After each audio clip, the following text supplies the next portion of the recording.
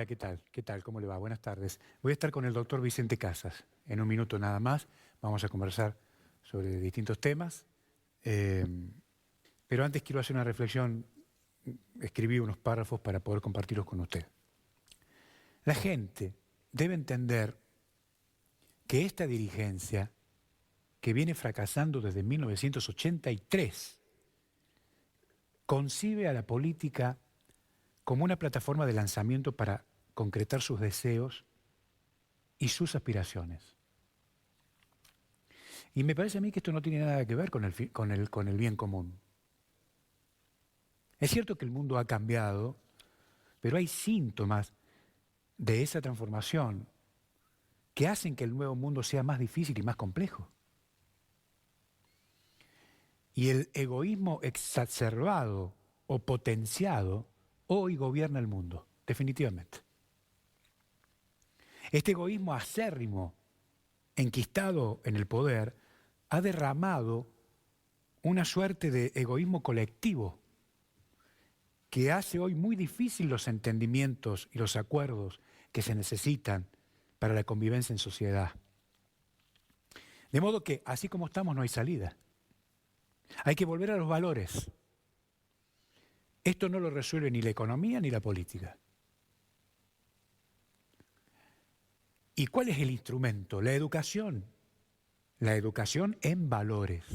La política debe dar un giro hacia la promoción de los valores como condición fundamental para la acción.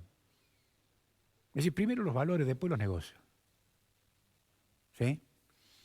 Aquí se instala la figura de la escuela como el espacio para trabajar estas cuestiones y también la familia. Pero ¿sabe qué pasa? La política debe restablecer ese puente que se ha roto entre la escuela y la familia. Se ha dinamitado. De modo que allí hay que trabajar para reconstruir ese puente y para que desde la familia, desde las casas y desde la escuela, nuestros jóvenes puedan crecer en valores. La cuestión económica se resuelve cuando el egoísmo además se extinga, pero eso se logra si educamos en valores. Yo seguramente no lo voy a ver, pero es imperioso que no se pierda más tiempo. Estamos perdiendo toneladas de tiempo para que las nuevas generaciones se formen en valores y así vuelva el sentido común, la empatía, la solidaridad. De lo contrario seguirá la controversia y los conflictos y las guerras y la amenaza de destrucción. Mire, 2 guerras mundiales, 2, producto del egoísmo de las personas. ¿Qué aprendimos? Absolutamente nada. De modo que necesitamos personas con capacidad de escucha, de empatía, de creatividad, de altruismo y además de capacidad para sumar, no para restar. Cada una de estas características bien podría recrearlas un psicólogo. Digo, para las generaciones que están hoy con responsabilidad, que vayan al psicólogo. A lo mejor allí pueden encontrar una ayuda, pero el resto de las generaciones que vienen podrían ser motivo de tema de estudio en las escuelas para estas generaciones. ¿Sí? Los grandes al psicólogo porque no hay tiempo, y los chicos deben crecer en valores en las escuelas. Y quiero decir algo más. Mire, nada se resuelve si no se invita a las personas a un exigente trabajo interior para poder gobernar su propio ego. A ver, no son temas abstractos, son temas concretos que tienen que ver con la calidad de las personas. Si no hay calidad humana, por más brillantes que seamos en matemática, en lengua, en astronomía, en lo que sea, si no estamos formados en valores, tampoco da resultado, no sirve. De modo que el egoísmo no salva a nadie. Vuelvo a reiterar, 2 guerras mundiales, lo hablamos con el doctor antes de entrar al estudio. ¿Qué se aprendió? Nada. Por el contrario, estamos peor. ¿Se da cuenta? estamos peor. De modo que tenemos que pensar que la solución de los problemas está adentro nuestro. Si nosotros nos fortalecemos por dentro, vamos a tener mayor claridad para resolver los problemas de la afuera. En un minuto vuelvo y conversamos con el doctor Casas.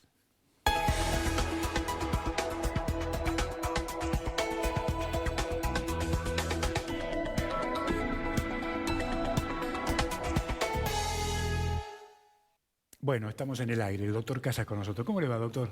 Bien, buenas tardes y muchas gracias por la invitación. Bueno, qué gusto verlo. Y bueno, en lo que me toca a mí, bienvenido a Jujuy. Bueno, muchas gracias, doctor. Muy atento. Ha sido siempre muy gentil. Muchas gracias. Bueno, sé que tiene alguna novedad importante para contarnos respecto de su experiencia en el Senado, pero quiero que le voy a hacer una pregunta abierta. ¿Hacia dónde vamos, doctor? Sé que vamos muy mal, así que no me animaría a decir cuál es el puerto de destino. Lo ideal sería corregir en el camino algunas cosas que no deberíamos haberlas cometido. Lo último que podemos decir, un poco atendiendo al comentario suyo también, es que entre las cosas que estamos muy mal es que la ausencia de república. Una característica fundamental de la presencia de la república es la publicidad de los actos de gobierno. Hay naciones que nos han mostrado cómo ellos, aunque no les guste a su gobierno, hay actos que los tienen que hacer públicos para que la sociedad los conozca. En Argentina, el gobierno, con el tema del avión, mintió en todo, y todos. Es decir, que hay como una suerte de falta a la verdad de manera deliberada porque no pueden explicar situaciones que son inexplicables. Entonces, cuando una sociedad deja de tener la república, está muy mal, como acabo de decir. Por eso es mi inicial respuesta. ¿Cómo estamos? Muy mal. ¿Y a dónde vamos? Bueno, más allá de los avatares de la política que puede significar especular con que se gana elecciones, se pierde elecciones, viene él, viene aquel, esta es una responsabilidad de todos, pero la mayor responsabilidad recae en la clase dirigente. Ayer hubo una sesión en la Cámara de Diputados de la Nación, Sí. en donde algunos diputados de la oposición han pedido la interpelación del canciller Cafiero, y creo que de otros funcionarios más que vayan a dar explicaciones respecto del avión. El mundo necesita que el gobierno argentino explique qué pasa con el avión. El mundo necesita, cuanto más nosotros. Cuando llegó la hora de la votación, 114 votaron por la negativa, que es el bloque oficialista, 104 votaron por la afirmativa, y faltan 38, 39 diputados que no sabemos dónde estaban.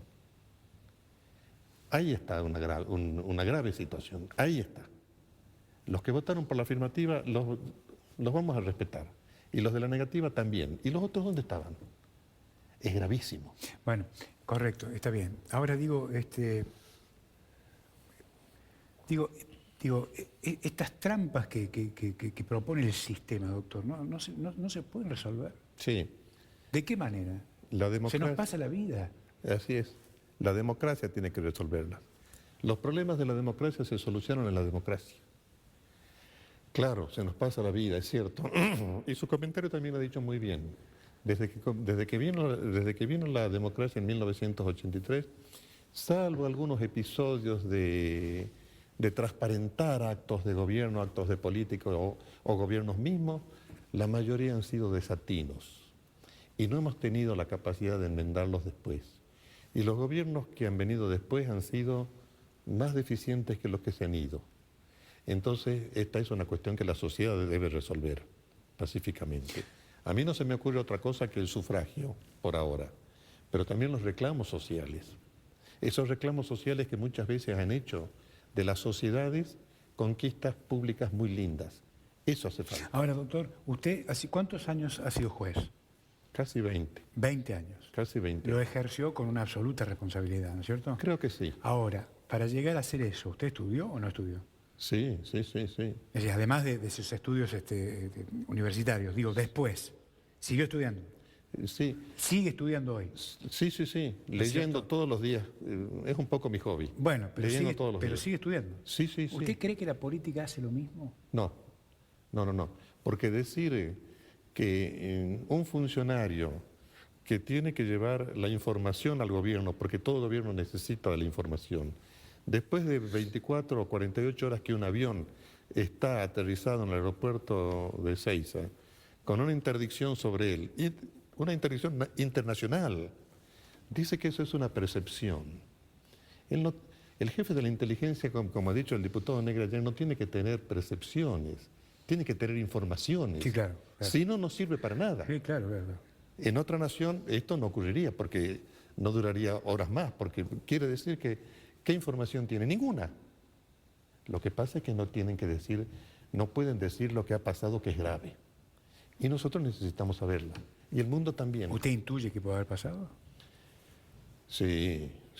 Miren, en los noticieros de ayer se comentaba que el avión puede haber traído De todo. cualquier situación. Y en los de hoy es más grave todavía lo que dicen. ¿Qué pasa? Dicen que podría ser algo relacionado con el terrorismo. Entonces, ¿dónde estamos? Y esto es contestando a la pregunta que usted me hace. ¿Para dónde vamos? Y vamos para esto. Vamos para esto. Y como aquí quien tiene que reaccionar es la sociedad en este momento, reclamando al gobierno, reclamando pacíficamente las medidas que tiene que tomar. Y después veremos qué explicaciones el gobierno da, pero no pueden. Ahí hay un tema de los valores. Entre los 10 valores importantes que nos cita la bibliografía dice sinceridad. Parece que muchos funcionarios en el gobierno no la conocen. Otro de los valores, humildad. Bueno, me parece que tampoco. Ahí les ha faltado mucho la escuela primaria. Pueden haberla salteado a la escuela primaria y pasar directamente a ser lo que son. Ahora, yo veo, por ejemplo, en temas de educación, doctor, seguimos planteando las mismas cosas. Sí. Es decir, estoy hablando de los contenidos. Sí. ¿No? Sí. Me parece que hemos tocado fondo. Entonces me parece que habría que, digamos, dar un giro dramático y poner a los valores como materias de estudio. Sí. Y sacarnos de encima otras materias que en algún momento pueden haber servido, pero que ya no sirven. Y si hay algún interés al respecto, bueno, pues entonces vaya a la biblioteca y lea con libertad. Pero vamos, la prioridad tiene que ser otra. Si no formamos a los jóvenes, a las nuevas generaciones en valores, vamos a volver a fracasar. Nuestra educación en este momento ha tenido un atraso muy grande. Nosotros en la escuela primaria, nuestra generación y tantas que se educaron como de nuestra edad, en la escuela primaria socializábamos nuestra vida. En la escuela secundaria discutíamos, pensábamos y hablábamos qué íbamos a hacer en el futuro. En la escuela universitaria nos formábamos. Hoy, esas 3 escuelas en nuestra Argentina están ausentes. De modo que vamos a tener egresados de la escuela secundaria o de la escuela universitaria donde les va a costar mucho la inserción laboral. Mucho. Por lo que usted dice, la falta de contenido. Yo esta mañana en la radio comentaba que lo que hace falta es nuevas destrezas combinadas con valores. Sí. Cuando hablo de nuevas destrezas, digo, ¿qué es lo que pide el mundo hoy? El mundo pide el cruce de los Andes, o sea, digo como tema de interés. Con todo respeto, digamos, la figura de San Martín, pero digo, no. Si usted quiere leer sobre historia, va libremente a una librería, compra un libro, lo lee tranquilo. El mundo pide otras cosas, otras destrezas, que hay que combinarlas con los valores, doctor. Porque en Japón, ¿sabe lo que pasa en Japón? Usted conoce el mundo. ¿Sabe lo que pasa en Japón? Usted se sienta frente a un japonés y lo primero que le pregunta es, ¿qué experiencia espiritual tiene usted? Si usted dice ninguna, bueno, córrase, que pase, que sigue. ¿Por qué? Porque la formación espiritual en el mundo oriental tiene que ver con los valores, con sus valores, que aseguran el cumplimiento de la palabra. ¿Se entiende lo que quiero decir? Y nosotros en ese tema de lo espiritual le hemos dado trascendencia a la clase dirigente a lo material. Y no saben que hay valores espirituales que tienen que cumplirlos, porque eso enriquece a la persona. Pero lógico. ¿se da cuenta? Lógico. Y hablando del otro tema de la educación, yo lo veo con mucha preocupación, porque las escuelas del primer mundo, ya hace unos años, la educación que les imparten, entre los contenidos que hay, es el aprendizaje de la inteligencia artificial. Sí. Nosotros aquí todavía, eso ni siquiera está en pañales. Había leído en la pandemia, aprovechar para leer algunos libros. Sí. Había leído uno de los libros, Hombre Dios, el avance de la tecnología. Y dice ahí, hace un gran desafío. Es decir, el hombre nunca va a ser Dios porque Dios es todopoderoso, sino decir, dentro de los límites que tenemos humanamente, ¿no?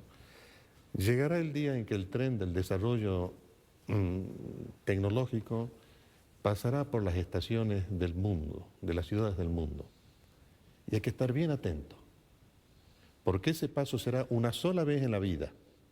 El que se sube se salvará y marchará rumbo a nuevos conocimientos.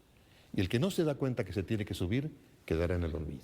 Claro. Esa es la tragedia que podemos tener nosotros. Sí, claro. Sí, la educación tiene que tener un giro copernicano. Es decir, dejar atrás, es decir, alguna vez creo que lo hemos dicho, ¿no?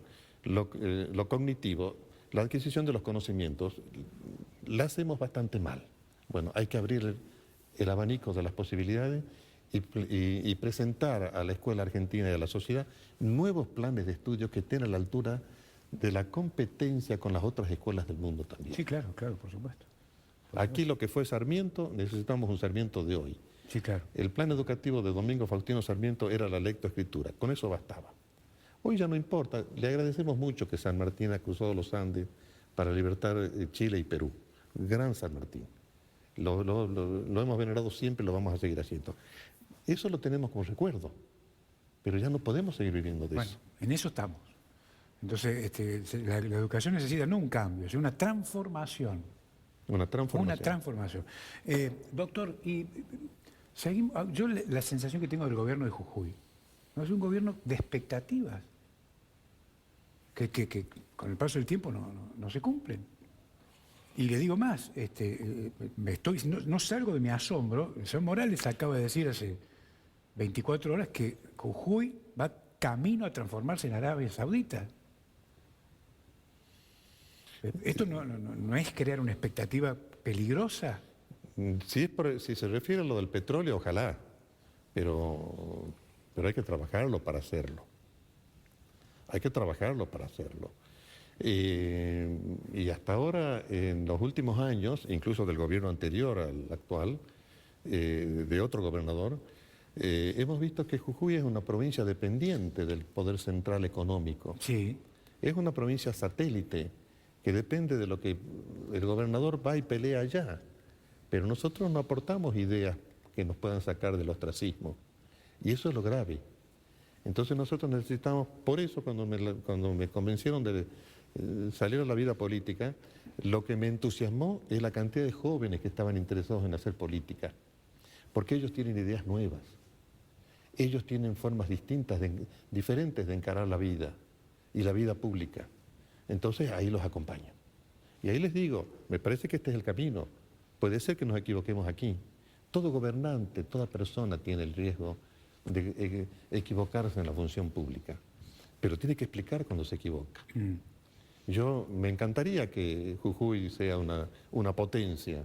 Me encantaría. Yo veo que otras provincias estarían quizás mejor ordenadas económica y políticamente que Jujuy.